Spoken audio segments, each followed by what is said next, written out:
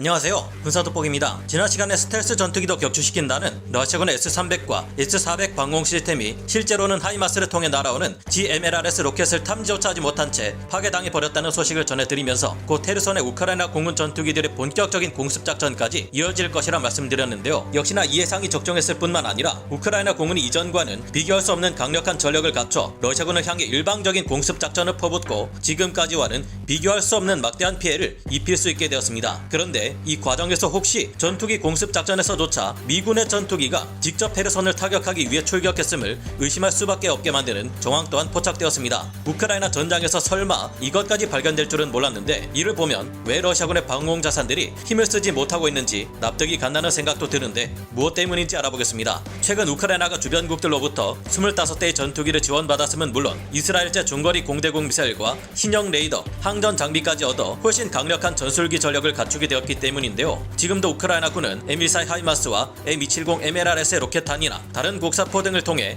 러시아군의 방어 진지를 타격하고 있지만, 항공기를 통한 폭격은 이와는 비교할 수 없는 막강한 화력을 가진다는데 그 차이가 얼마나 나는 걸까요? 왜 이 같은 상황에도 여전히 많은 수의 전술기 전력을 보유하고 있는 러시아 공군은 이에 반격하기 위해 나서기 어렵다는 것일까요? 전문가는 아니지만 해당 분야의 정보를 조사 정리했습니다. 본의 아니게 틀린 부분이 있을 수 있다는 점 양해해 주시면 감사하겠습니다. 최근 러시아 내에서 아주 놀라운 물건이 발견되었습니다. 바로 미군들이 주로 해왔던 적 방공망 제압 시드 작전에 주로 사용되는 AGM-88 함 대레이더 미사일인데요. 이 사진은 여러 우크라이나 오신트 정보통 중 하나인 조카 트위터 계정에 올라온 사진이며, 이를 통해 보통 나토군의 시드 작전에 사용되는 AGM-88 함 대레이더 미사일이 우크라이나에서 사용되었다는 사실을 알 수 있습니다. 시드 작전이란 적의 방공망을 제압하는 작전을 의미하는데요. 여기서 주로 ECM 포드 혹은 제밍 포드와 대레이더 미사일을 탑재하고 적어도 구역과 같이 적 레이더가 탐지하기 어려운 사각지대로 침투해 적 방공망의 레이더를 파괴하게 됩니다. 혹은 제밍 포드를 사용해 자신의 존재를 의도적으로 드러내고 적의 방공망을 무효화시킬 때도 있는데, 이때 공통적으로 사용되는 것이 바로 이 AGM-88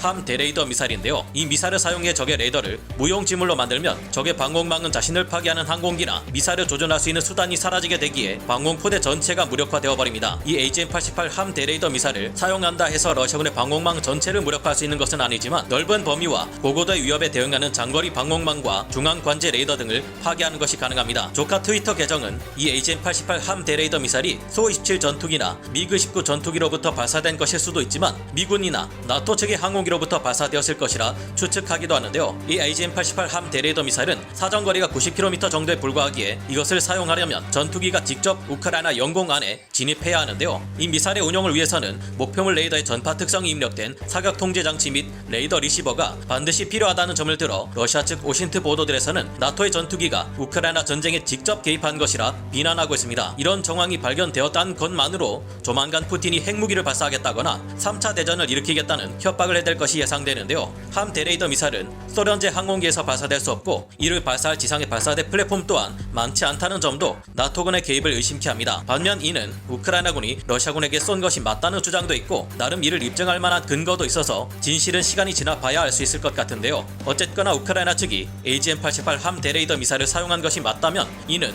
이를 방어하기 위한 수단이 현재의 러시아군에게는 별로 없다고 볼 수 있는 상황입니다. 이전부터 이 지역의 제공권이 러시아 측보다는 우크라이나 측에 기울어져 있는 것으로 알려져 있었으며, 이제는 그런 우크라이나군의 공군력이 더욱 강화되고 있기 때문인데요. 최근 우크라이나군은 M14 하이마스 등의 장거리 화력 자산을 동원해 우크라이나 남부 헤르손 전선 일대에서 S-300이나 S-400과 같은 러시아군 방공 시스템을 완전히 무력화하는 데 성공했다고 합니다. 이제 헤르손의 러시아군은 제한적인 요격 성능을 가진 야전 방공 시스템을 제외할 경우 방공망이 사라진 것이나 다름없는 상황이며, 이를 더욱 강화된 우크라이나 공군이 대놓고 폭격하기 시작했다고 하는데요. 현지 시각 8월 6일 우크라이나 공군은 슬로바키아와 북마케도니아, 아제르바이잔 등을 통해 전투기를 기증받았고, 이를 전선에 새로 배치했다고 밝혔습니다. 덕분에 개전 초기에 비해서도 현재 우크라이나 공군력은 훨씬 강력해졌다고 하는데요. 우크라이나는 최근 슬로바키아에서 제공된 11대의 미그-29 전투기와 북마케도니아에서 제공된 소-25 공격기, 아제르바이잔에서 제공된 미그-29 전투기 3대 등을 모두 합쳐 18대의 전술기들에 대한 부대 증편 및 전선 배치를 완료했다고 합니다. 이들은 현재 모두 우크라이나군의 주 공세 지역인 헤르손 전선에 배치되었다고 하는데요. 그 중에서도 가장 뛰어난 성능을 가지고 있는 아제르바이잔에서 기증된 미그-19 전투기 3대 활약이 기대되고 있습니다. 아제르바이잔은 이번 전쟁이 시작되기 전에 우크라이나와 아제르바이잔의 미그-19 전투기 3대를 정비해 돌려주는 창정비 계약을 체결했고, 이제 그 창정비가 완료되었습니다. 그래서 우크라이나는 이 3대 미그-19 전투기를 아제르바이잔에 돌려주어야 하는데, 아제르바이잔에서 그럴 필요 없이 이 3대 미그 19 전투기를 우크라이나에 줄 테니 그걸로 러시아군을 저지하는데 사용하라고 한 것입니다. 왜일까요? 아제르바이잔은 지난해만 해도 아르메니아와 전쟁을 치렀습니다. 아르메니아가 친러 국가로서 러시아 지원을 받고 있었던 반면 아제르바이잔은 서방 세계 지원을 받아왔는데요. 아제르바이잔에게 있어 러시아는 적국이나 마찬가지인 셈이기에 우크라이나에 자신들의 미그 19 전투기 세대를 준 것입니다.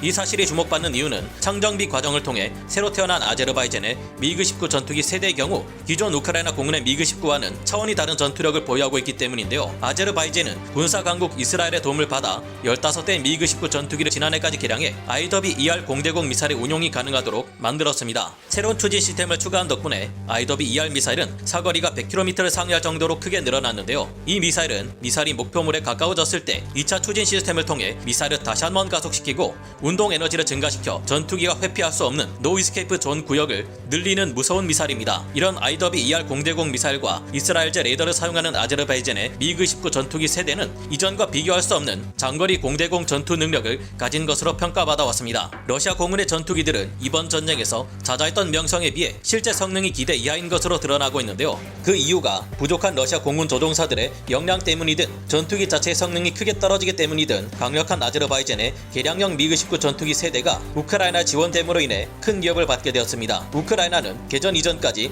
50여 대 미그 19 전투기를 운용하고 있었고 전쟁을 수행하면서 가지고 있던 전투기 중 일부를 손실했습니다. 하지만 지금까지 이어진 전투기 지원으로 인해 우크라이나는 손실된 것을 제외하고도 70대 이상의 미그 19 전투기를 운용하게 되었다고 하는데요. 16대에 불과했던 수-25 공격기 또한 전쟁 이후 손실된 것들이 있지만 외부로부터의 지원 덕분에 현재는 모두 30대를 넘는 숫자를 보유하게 되었다고 합니다. 아직 러시아 공군이 막대한 수의 전술기를 보유하고 있음에도 그들의 전투기로 우크라이나 전투기들을 저지하지 못하고 있는 것은 정밀 유도 무기의 재고가 떨어진 것과 우크라이나 방공망이 러시아 공군 전술기들의 활약을 크게 제한하고 있기 때문인 것으로 파악되어 왔는데요. 반면 우크라이나 공군은 헤르손 전선 일대 러시아군의 주요 방공망을 최근 M14 하이마스 로켓으로 거의 다 제거해버리는데 성공함으로써 본격적인 공습 작전을 수행하는 것이 가능해졌습니다. 덕분에 이제 우크라이나군은 지난주를 시작으로 5대의 전투기를 한 대 편대로 묶은 스트라이크 패키지를 출격시켜 하루 평균 2-3회 러시아군 방어진지를 타격하고 있다고 하는데요. 이제까지 우크라이나군은 공습 작전을 위해 전술기를 출격시킬 때 항상 어모를 위해 미그 19 전투기나 소-27 전투기 한 대, 그리고 소-25 공격기 한 대, 이처럼 호위 전력과 적진 타격 전력을 하나로 묶어 사용해왔습니다. 그랬던 것이 이제는 공중 어모 전투기도 하나 없이 5대의 공격기를 하나의 스트라이크 패키지로 묶어 폭격을 수행하기까지 하고 있으니 우크라이나군이 헬선 전선의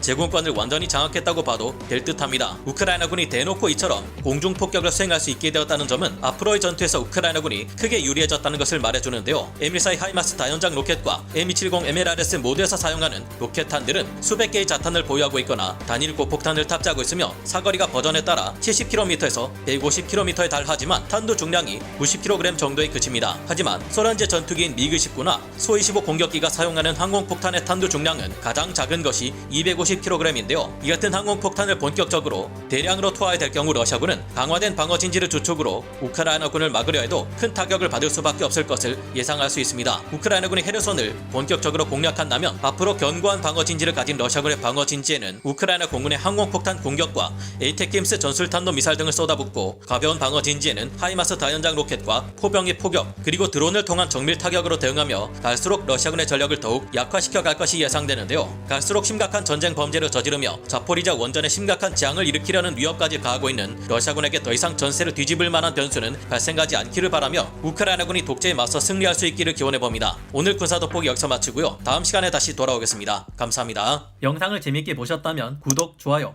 알림 설정 부탁드리겠습니다.